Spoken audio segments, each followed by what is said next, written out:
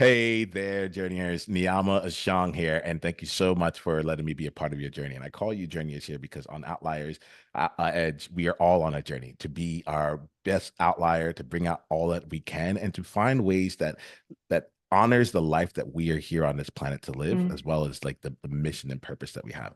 And today, I'm honored to be with one such outlier who is on her journey and has done it in such a phenomenal way. Her name is Nancy Florence. Nancy, it is an absolute pleasure to be in space with you. Thank you so much for making the time for this conversation.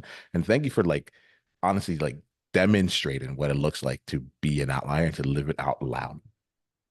Yes, thank you for inviting me, Niiamah. This was totally meant to be. I was watching you online and then you reached out to me. So I love it. Divine timing. Perfect. Yeah. Yeah. I have as you say this, there's something about you that makes me want to slow down and enjoy the moment. I can feel myself already getting ahead in my questions and where we're going to take the conversation. And I'm just going to use this as an opportunity to slow down. And outliers, any of you listening right now, let this also be a quick little slow down check, a little ability to just come and just be here, whether you're listening to this on your commute or not, find some way to just be here right now. Nancy, I thank you love for bringing this. it out. Yeah. Nancy, I would love for outliers to get a chance to get some context about you, get understand a bit about your background, and you're going to take the conversation wherever it goes. But I wanted to get an understanding as to how you show up as an outlier already. Would you mind letting us know about the game that you're playing? Oh, yeah. So I'm Nancy Florence. I'm a transformational coach. I'm also a psychotherapist. And right now, I'm traveling the world with my family, with my husband, and 4 children. We are currently in the Caribbean. We've just arrived in Trinidad and Tobago. And so we travel the world as digital nomads. I mostly coach business leaders, CEOs, and celebrities, people with a high public profile. And I've been doing that for the last 15 years. So you're catching me at a good time because this traveling and coaching thing is really, really juicy. I have so much to say about it. Well, I'm glad I'm catching you at this time here. I what I want to do is you've been doing it for 15 years, and I want to kind of slow down in it. A part of me is really excited because you in many different ways are living the dream and living a dream in a sense of you've created a life that you want to live and you're doing it. Right. Mm. Um, I love the possibility that's in this space, where that comes with you. I'm CEOs, high profile leaders, we're good, and I'm traveling the world while doing it. So I really love that possibility. One of the things I'm interested in is the 15 years. Because I think sometimes I know myself, I immediately jump to, oh, I'll just do that. I'm like, I'll just get that tomorrow. So can you tell me a little bit about your journey to get into this place here? Tell us about if you almost had to look at your 15 years in a couple different chunks, tell us about how your journey actually brought you to this place. Sure. Well, I started out as a psychotherapist back in England, in the United Kingdom. I was a young psychotherapist. I was 25 years old psychotherapist when I started. And yes, the UK offered me the opportunity to not only train as a psychotherapist, but to go direct in private practice. I was very clear from the beginning that I wanted to have my own practice. And I created that pretty much from the beginning. I did not go and get a job. I did not seek employment as such. I started out on my own. I had really good supervision. I was fortunate to work with amazing patients, helping people with anxiety, panic attacks, confidence issues, marriage issues. Um, a lot of the issues that I myself had been struggling with, I was helping people with. By that time, I'd already been in therapy myself for years. Um, and I'm not originally from the UK. I'm actually French. I'm half French, half Togolese. It's a small little country in West Africa. But the UK is where I started my career. And I would say that a turning point in my career was when my mother committed suicide. That was a few years ago, back in 2014. Uh, it opened up everything for me. I didn't necessarily see it like that at the time, but there was a paradigm shift. There was definitely a before mom and an after mom. Um, her suicide came as a surprise, even though it wasn't the first attempt. There'd been many attempts, but you're never prepared for suicide. You never think it's actually going to happen. And the paradigm shift was that I went from being somebody who works and does the kids and does the partner and the house and the cooking and all of that, but I wasn't really happy. In fact, I was not happy, I would say. For sure, I was not happy in my romantic relationship. Uh, but when that event occurred, that's when I made the decision to really create my own happiness, really go after my desires. That's when I promised. I remember at my mom's funeral, looking at the coffin and swearing on the coffin that I am going to do everything in my power to be happy in this lifetime. That's what I'm going to do. And that's when I became a coach. The psychotherapy room became too small for me. Psychotherapy is very much focused on healing past wounds and trauma, which I love. But coaching was calling me because coaching is about creating the future. It's about making your dreams come true. And that's when I transitioned from psychotherapy to becoming a coach and becoming the conscious creator of my own life. Hey, Nancy. So thank you for that. Thank you for being real about the experience. I'm sorry to hear it. Um, so you made a declaration, you made a commitment to yourself. You swore it right then. Um, you chose to be happy. And I think that there's things in there that I want to just like slow down and really quickly. Where if I'm getting you right, on the surface, your life looked pretty good. You're a psychotherapist, like you had great clients, you had the family, you had the husband, you had everything going on, and like everyone looking in, they would be like, there's like this is exactly it. But underneath there was some other things you were looking for. Am I getting that right first? Oh, yes. In the psychotherapy room, I often felt out of alignment because little did my patients know I was really struggling in my personal relationship with the father of my two first daughters. So I have a blended family right now. And so things were not good at home. And so I felt like a fraud sometimes because here I was helping people with their problems, but actually I was very much struggling myself in a very real way. And it took my mom taking her own life for me to actually see that, hey, this life matters. We only have a finite amount of time on this earth. And actually, if you're miserable long enough, you might end up like her. Mm. So I thought, no, no, no. I'll walk away from that relationship, and I'll go and find my happiness. I didn't know exactly what that was going to look like, but I remember walking away with tears rolling down my face and just my heart full of hope. And I was so scared. That's the thing with dreams is if you dream big enough, your dreams are going to scare the daylight out of you. And that's a good image for how I felt at the time, walking away from my old life. So Nancy, we're now talking to you where you're I realize that probably still on your journey. I don't want no part of me wants to cap the greatness that is you and what is to come. But we're catching you at this particular moment in time where like things seem to have like gotten into a decent shape for you.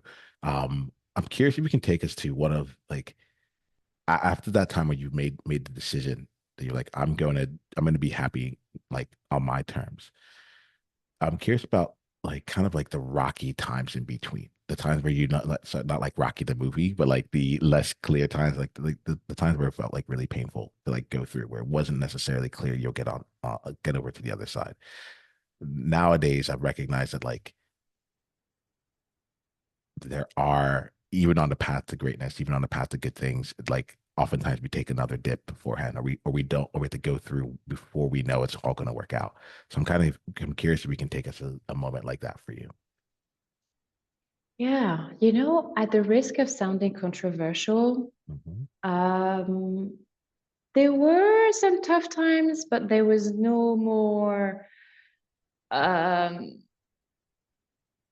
there was no more deep internal conflicts, I would say. Like, I Yeah. just said Yeah. no to depression. I just said no to being a victim. And does it mean that I didn't have tough times when I felt sad and I felt like a total loser? Of course, I had those times, but it was really a defining moment. It was really the end of me feeling hard done by and being a victim. Really, from that point on, if there were struggles, for example, starting my coaching practice, creating coaching clients, making a living with my business. Oh, that was not a small task. I'm now one of those really fortunate coaches who makes a really good living with her work, but it wasn't always like that. And certainly the first years were lean. There were feast and famine cycles, like buying food on credit cards. There was me being a single mom for a while, living in a house share. We call it the poo poo house because there was a sewage problem in the garden. Like, it was not always glamorous, that's for sure. But what I'm noticing is that even in those times and with all the challenges, there was an inner a joie de vivre. Here's a French term, a joie de vivre, something that never left me.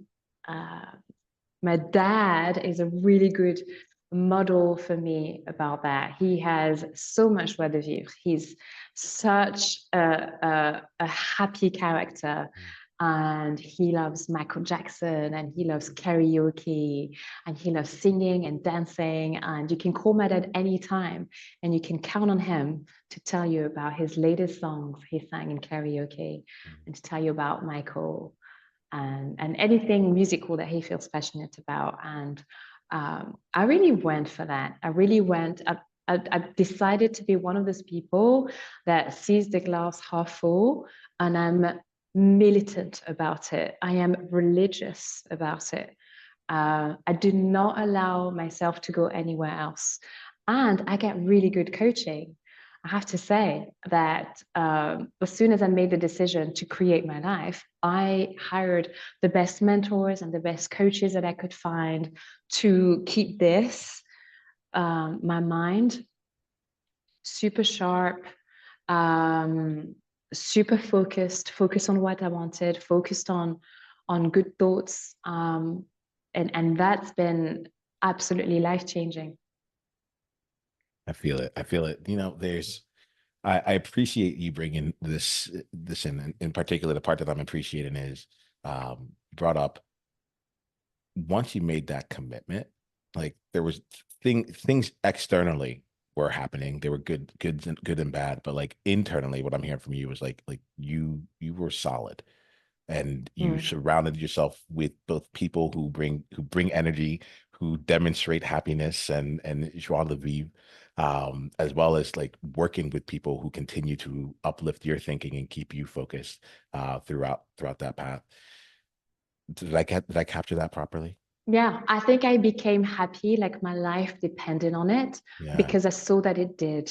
I think more than other people, perhaps, who haven't been confronted to suicide, I think I became aware that, if you don't look after your own happiness, if you don't make yourself happy, you're fucked. Yeah. That became very real for me. Yeah, outliers. So I like for this just take a break on take a breath on this really quickly here and just hear it. Right.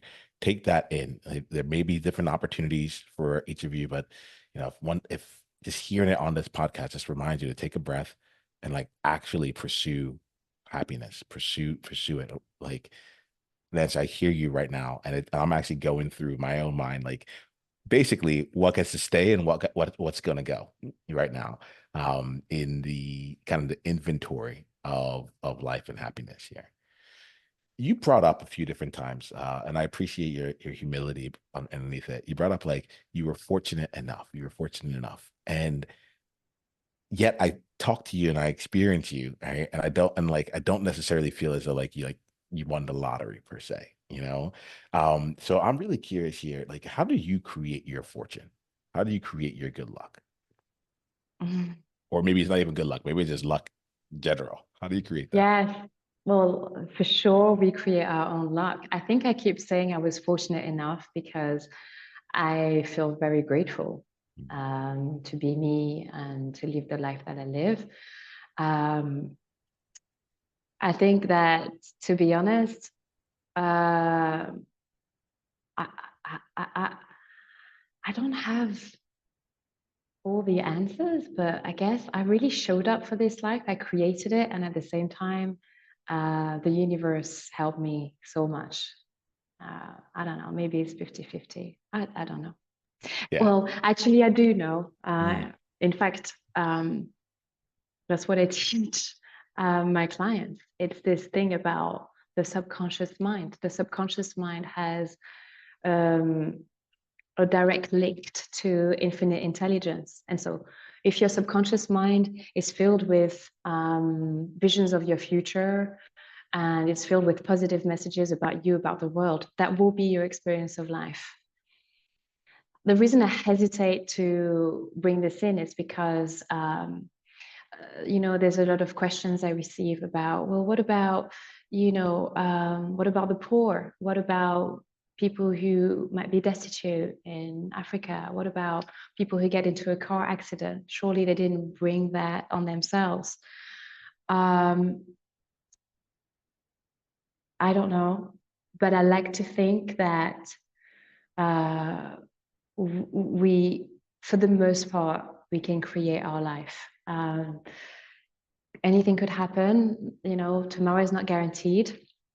I don't know what's going to happen and how long I'm going to live, and I'm not immune to health problems and things like that. But I just play my part. I just like to play the game. I just play full out, and it's going to be okay. Yeah, when you're talking, I want to say like I really appreciate and I find it really refreshing your honesty and openness at the same time.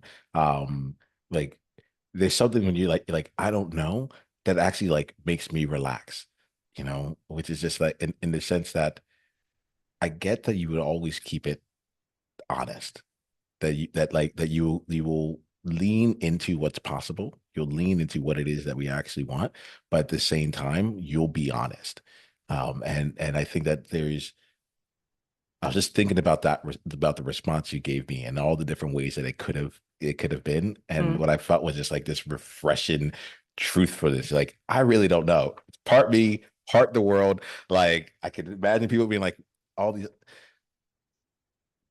and I'm picturing some of what your clients get when they get to be in space with you, to be able to actually go through and create what it is that they're looking for to create. Would you mind if do you have anything you want to say on that? Otherwise, I do want to talk to you a little bit about like the clients and the people you work with. Yeah, sure. Okay. So you said you work with people who have like a high public profile. Like I thought, Mhm. I really like that way of thinking about it. Um, on your end, like what do you find to be like the two or three things that like people with a high public profile tend to like struggle with the most or tend to want to create the most?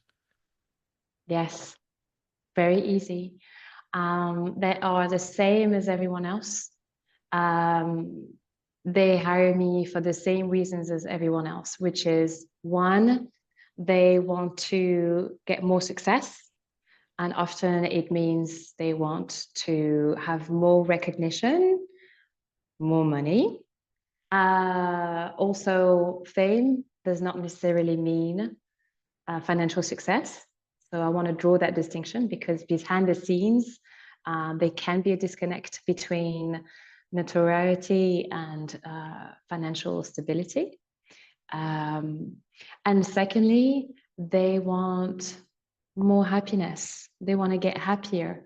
There may be a degree of loneliness. They want to call in a soulmate. Or if they are in a partnership, they want to um, improve that partnership. So really the same as everyone else. It's just that they have bigger goals. So we'll have conversations about their last TV appearance and the amazing network that they have. They just happen to get off the phone from so and so. But really, the essence of their challenges is the same. It's more success. They want results, big results, and more happiness inside. No, like outliers. I'd love for you to hear what Nancy just said here, right? Because like at the end of the day, you're like they're human, like they want the same thing as everyone else. They just have bigger goals. And I think that like for any outlier that's out there that's thinking, you know, what would I have to offer to someone who plays a bigger game than me or who plays a different game than me or whatever your thoughts might be that might be disconnecting you from actually being with people. I just want to just like invite in this element of like the humanness, the humanity of it all. It's like, hey, look, they have the same goals. They're playing on a different level. Sorry, they want the same things. Their goals might be bigger. The conversation they have, like, and that's coming from their experience and where they want to go. But like at the end of the day, there's a commonality here. They're not that different. It's about the size of the goal. That Nancy, don't let me like one of my things here is like I always like to translate it here, but don't let me take away the power in it. What did I miss or what did I overemphasize in what I just said? I don't think you missed anything.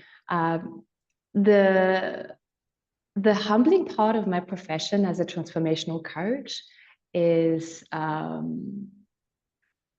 to see that even so an example of this is one of the high public profile I worked with when I first looked at her uh, website and her public profile, I was completely starstruck.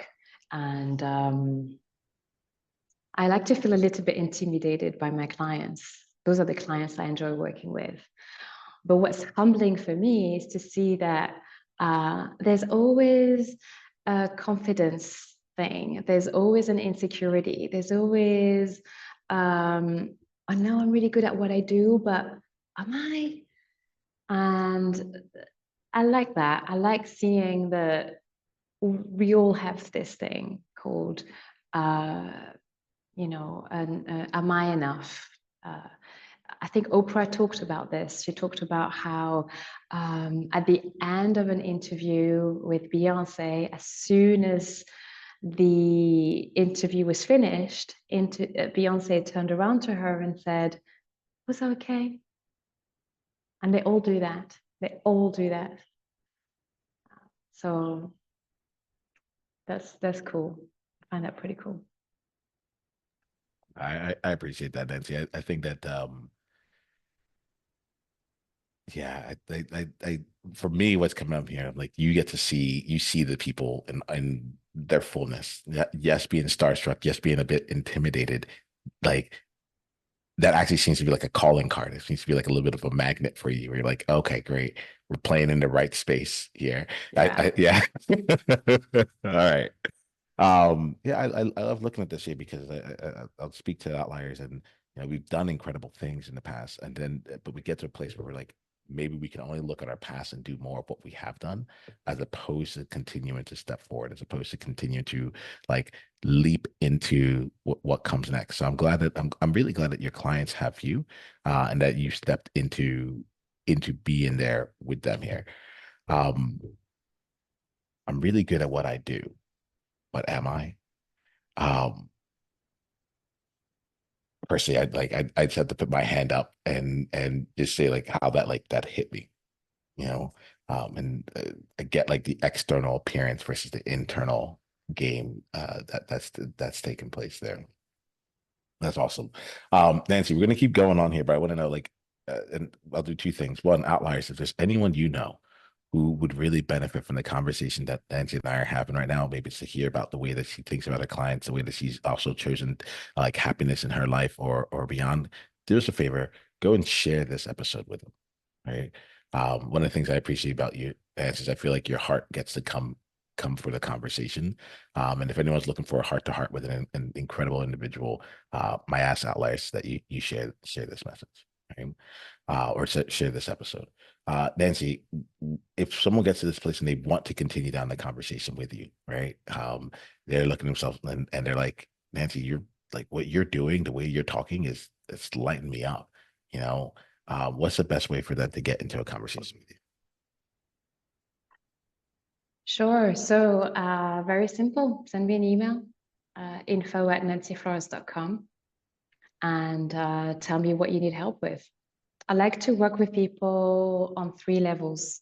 The first one is I want to get clear on their desires. That's always a good place to start, is what do you actually want? I like to spend time with people on this. Um, and I find that often when people say to me, oh, I don't really know what I want, it's not necessarily true. In my experience, it's often more a case of they haven't given themselves permission to really own their desires and really go for it. But the desires are right there, right beneath the surface. And with a little bit of coaching and digging, we get to that place of clarity. And beyond that, I encourage my clients to give themselves permission to live by their desires. I think that the commitment I made at my mom's funeral was exactly that. It was actually my desires matter, what I want matter, and my lifestyle is very simple: bring my desires to life, make my dreams come true. That's literally my philosophy for life. And it wasn't obvious because before that, it was more about doing well than feeling good. It was more about achievements and those external metrics, you know, how much money you make, what your profession is, etc. Than actually, I want to feel good on a day-to-day basis. Like I actually want to feel happy. Yes, to success and external, you know, validation, sure. But first, I want to feel good. I want a life that feels as good as it looks. So that's the first piece. It's getting clear on your desires. The second piece is often always the desires we have, they're bigger than the life we already live. So if you want to get from the life you have now to your future life, we need to create a paradigm shift. I talked about this earlier, like the paradigm shift when, before mom, after mom, psychotherapist, coaching. More recently, the paradigm shift of living a sedentary life in the UK to becoming a digital nomad, traveling through 9 countries in the last year and a half with 4 children. That took a paradigm shift. It took me choosing a new reality and creating a whole new set of beliefs and behaviors to make that reality come through. That work is really profound. I use a lot of repetition with my clients, essentially reprogramming their subconscious to get from current reality to new reality. Call it quantum physics, the law of attraction, call it neurology. It's all true. It's all in there in the mechanisms of how we reprogram the human mind. And then the third level I like to work with my clients on is systems. Because I'm a results-oriented coach, it really matters to me that people get the results that they hire me for. For example, uh, you know, I have a client who wanted to raise millions of dollars for her tech company in California. We did that. That was a big result that she wanted. That took some daily systems, daily things that she was required to do in order for that to occur. Every day, in the afternoon, she would have a power hour. She called it the mindset gym. And that was her hour to work on her affirmations and do the visualizations and read the books and study. Uh, that was her daily mindset gym. I call mine the power hour. I have mine too that I do every day. There's certain things I do every single day for this life to occur. So the power hour is one of them. Another system that I have is that every day I think of ways to astonish my clients and serve them at the highest level. That's a question I ask myself every day. I take action on it every day. Another system I have for my family life is to prepare a fresh vegetarian meal every morning, so that there's usually a soup on the stove all day, every day, um, or a vegetarian curry that's on the stove. That's for us to eat throughout the day, and that's my contribution to my husband and my kids. That's a daily system.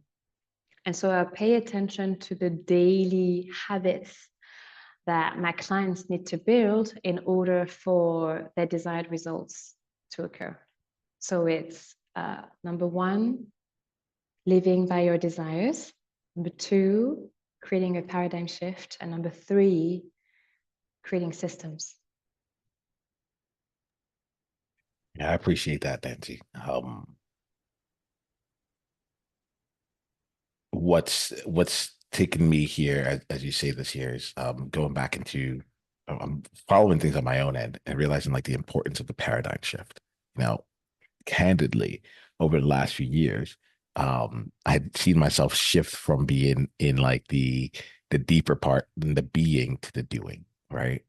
In the action rather than the um like who am I being to create the additional results. So when you talk about the paradigm shift right now, for the first time in a while, my ears perk up, my heart like lifts up. They're like, oh yeah, choosing a different reality and living into that reality um it's a wonderful place to get support on. You know, it's one thing to say it and such, but like what I hear from you is that not only do you bring in, you set the goal with a desire, you then do the reality shifting, but then you create the infrastructure underneath it. And what was interesting about the infrastructure is not just about the external infrastructure toward said goal, like reach out to X number of people, right? It's the internal infrastructure to make sure that like reality gets to actually stay up. Let me make sure I'm not missing that. But like that feels like when I hear you talk systems, I'm like, oh, this is the scaffolded to make sure that the whole thing doesn't become a house of cards and just falls over like at the the slightest disturbance. Yes. Oh, yeah. Turning dreams into systems. Uh, very, very powerful. Most people keep their dreams at the level of dream, at the level of their imagination, but they don't necessarily bring it to earth with, okay, what am I doing every single day? And that takes commitment. You used that word earlier. It takes a huge, enormous level of commitment to be in the process day in, day out. And that is me. Like, I don't miss a step and I don't miss a day. Uh, I I do this behind the scenes. No one knows this because I don't necessarily share that in social situations or even in family situations. But when I study something, like for example, right now, as I have been for years, I'm studying the work of Bob Proctor, the work of Steve Chandler. And I read those books back to back to back to back to back to back to back to back. I show up every day for this. Even when I'm ill, I still do it because it's such a strong part of my paradigm now. It's harder not to do it than to do it. Right. And that is the thing with habits. We want to build them at the level of that's who you are. That's who you're being. No need for reminders. That's who I'm being every day. Um, really, really powerful. The thing about a paradigm shift is that you have to become a little bit crazy and delusional. So, for example, when I decided I wanted to after 18 years of living a normal sedentary life in the UK, townhouse, children going to school, after living that normal life, when my husband and I decided to pack up and go, we had to already leave in the future as if we were already there. So what does that mean? It means we were still in the UK, living that sedentary life, but in our minds, we were already gone. Like we were already in Central America, immersing ourselves in that reality, talking about it every day and watching videos on YouTube. And we got there long before we actually got there. And so, of course, from that place, because we're creating the future from the future, so already acting as if we're already there, there's a ton of actions you feel inspired to take. So for us, it was we decided to sell everything we owned. We had multiple yard sales in our front garden. People thought we were crazy because very quickly everything became free. It's like, hey, free sofa. Do you want one? Come and empty the house, please. That was really fun. We essentially downsized a 3-story house into one backpack each. So we became fiercely minimalist, 4 backpacks, and we had 3 children at the time. One daughter who was born on the road. Her name is Rebel, of course.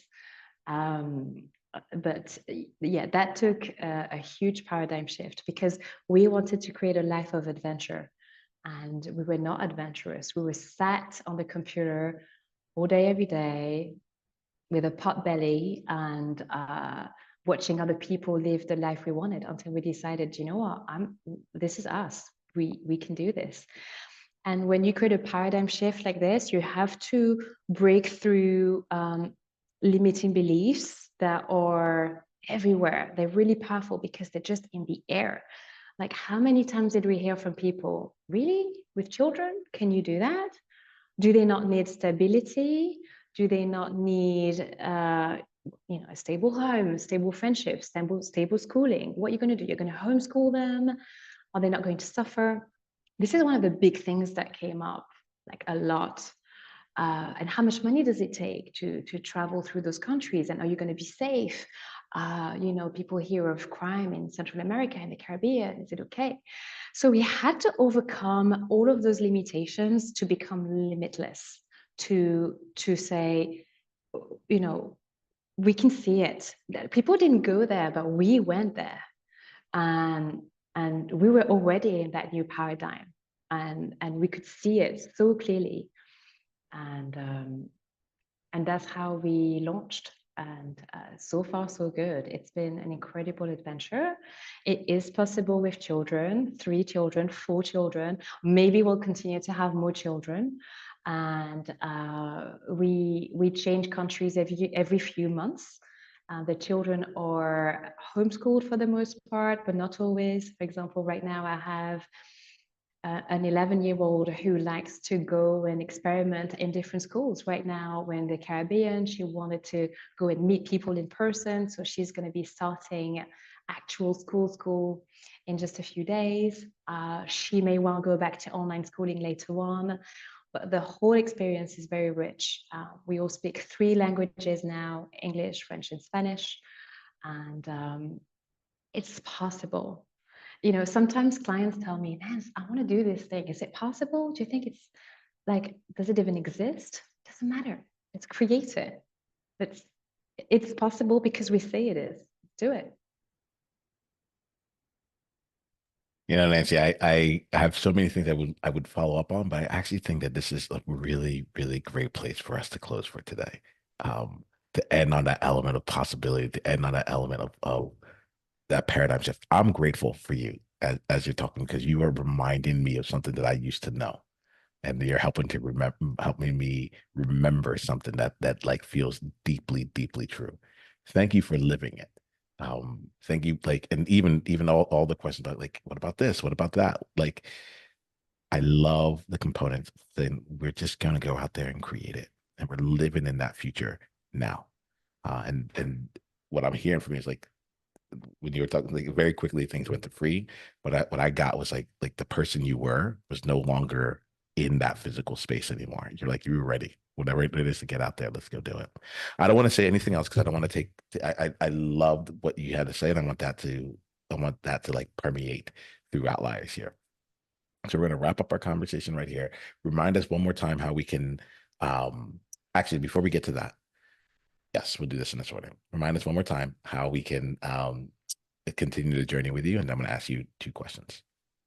Yes. So I don't have a website. I don't have social media, and that's very intentional. Uh, my practice is open by invitation only. That's how I keep the highest level of privacy and confidentiality for my clients. And it's also how I'm going to have you reach out to me instead of just reading a website and not taking any action. So if you resonate with my message, my story, and you have a story that you want to create, then email me info@nancyflorence.com. Perfect, perfect, perfect. Nancy, question for you here. You've given us a lot here for us to take in. Question for you: what's one insight that you got from this conversation? And the answer might be I didn't get an insight, and that's totally fine. But I wanted to leave some space to capture that as well. I want to go and study more. You picked up on the fortunate term that I was using, and I'm curious now. Now I'm like a dog with a bone. I just want to go and have more certainty about luck. How much of it is created by me, and how much of it is given to me as a blessing from the universe, God. Um, I just want to go and study that more. Mm. Thank you for that. And Nancy, I like to end each conversation with what I call the time capsule question. And that is if you were going to, it's a message that you're going to leave for yourself to listen to in 10 years. What's the message that you would love to leave for the Nancy 10 years from now who's, changed her paradigm multiple times, is like has lived this life and more multiple times over? What's the message you would like to leave for her? That's easy. I'd say, well done, girl. Yeah, I'm proud of you. And there we have it. Thank you so much, Nancy, for being you, for sharing your experience, for sharing the way that you look at the world, and for being a living demonstration of what it really looks like to be your outlier. Not like there's just something about you that is just in alignment. I thank you for having that out so strongly. I appreciate you. Thank you, Niiamah.